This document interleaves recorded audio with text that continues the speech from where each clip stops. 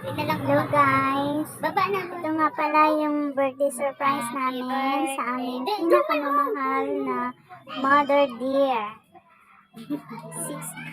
64th birthday ng mother dear namin. So ayan na yung pa-surprise.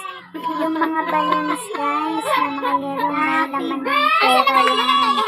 Yun nga yung surprise namin sa kanya. Saka yung sa buke, mayroon din mga laman ng pera. Kasi happy birthday to you. Mukhang pera siya. Joke lang. Pero, siyempre naman guys, pag may celebration yung mommies natin, ayan, bigyan natin sila ng kahit konti lang, masaya na sila.